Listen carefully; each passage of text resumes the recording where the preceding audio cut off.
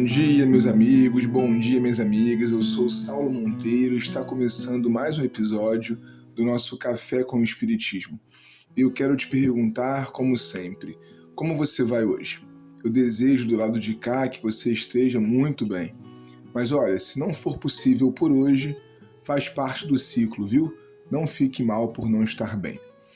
Estamos mais uma vez envolvidos com o livro A Alma é Imortal, de Gabriel Delany, um clássico espírita esquecido pelo espiritismo brasileiro. E hoje vamos refletir sobre o que ele chamou de golpe de vista histórico em algumas das principais culturas espiritualistas da história da humanidade. Lembramos que o recorte do autor nessa primeira parte da obra é a observação da alma e sua relativa materialidade, já que entendemos que não se pode conceber a alma senão acompanhada de uma matéria qualquer que a individualize, visto que, sem isso, impossível seria colocá-la em relação com o mundo exterior. E ele começa essa viagem pela Índia, remontando aos hinos védicos, pelos quais podemos perceber a antiguidade da noção do corpo da alma, quando poetas árias esboçavam os caminhos para o céu segundo o Rig Veda.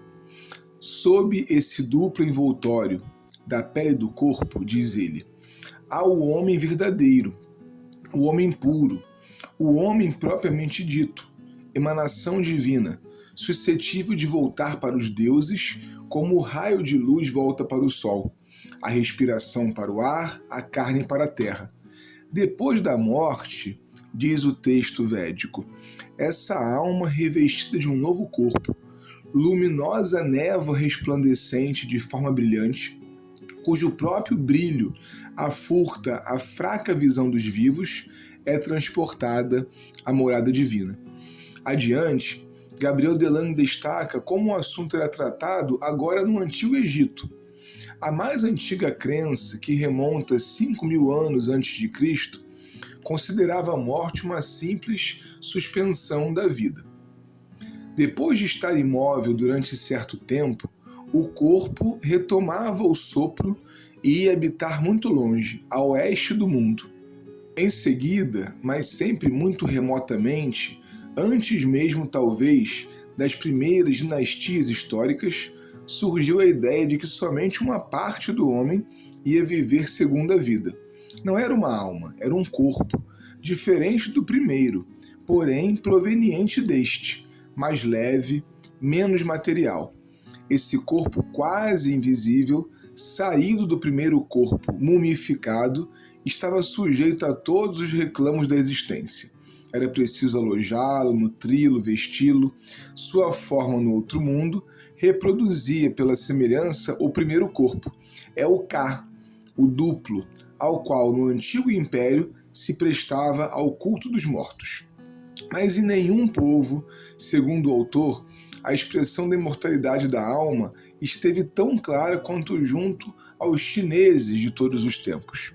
Por isso mesmo, Confúcio atribui de forma tão clara um envoltório semimaterial à alma, que ele chamou de corpo aeriforme.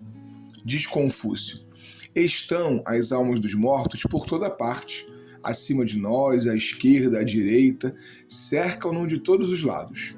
Entretanto, por mais sutis e imperceptíveis que sejam, eles se manifestam pelas formas corpóreas dos seres. Sendo real, verdadeira, a essência deles não pode deixar de manifestar-se sob uma forma qualquer. Ou seja, apesar de ter uma essência, para o grande sábio, a alma só se manifesta por algum outro corpo. E assim se deu também junto ao povo persa, na região do atual Irã, principalmente ali, em que noções como a expressa no texto abaixo estavam claras e eram populares.